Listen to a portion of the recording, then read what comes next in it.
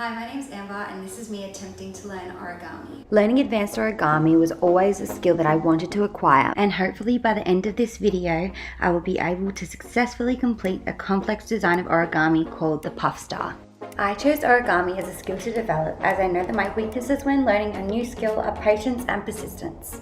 I'd previously attempted beginner's origami, so I knew I had the basics down, and upon reflection could connect them with Jean Piaget's cognitive learning theory, as I had the building blocks of knowledge of this skill, but also the desire to develop it further. Time to begin my first attempt. First, I found a video on YouTube that showed the process of the puff star. During my first attempt, one of many, the process of origami did not seem as simple as the video had shown, and through further instructions, I couldn't keep folding the paper as it was getting too thick. I remember that my partner had done origami in primary school and asked for his advice. You've done origami before. I don't understand why this paper isn't working.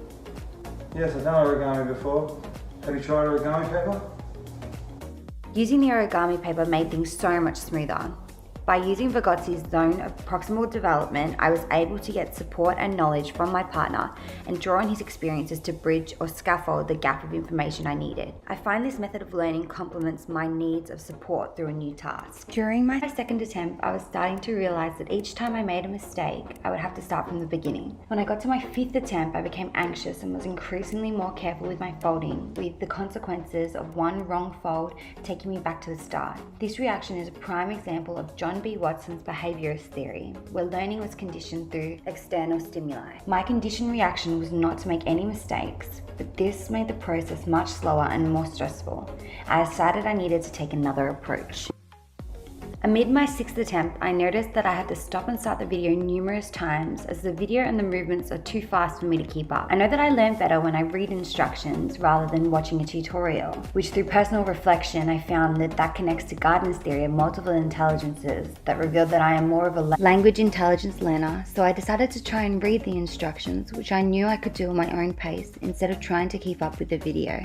Knowing how I learn and taking initiative in the way I learn relates to the humanistic theory developed by Carl Rogers. Rogers' idea focuses on learner-centered education, where students develop their capacities to reflect upon their needs and seek information for themselves.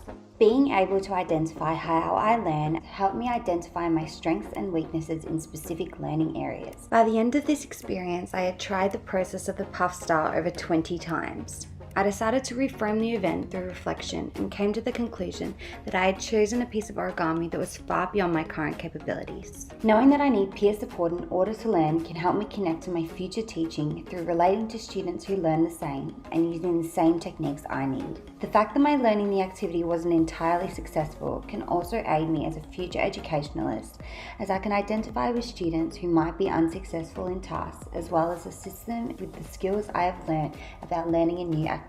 Although I did not achieve the puff star, I did acquire insight into my own learning processes and discovered that I had much more patience than I had initially given myself credit for.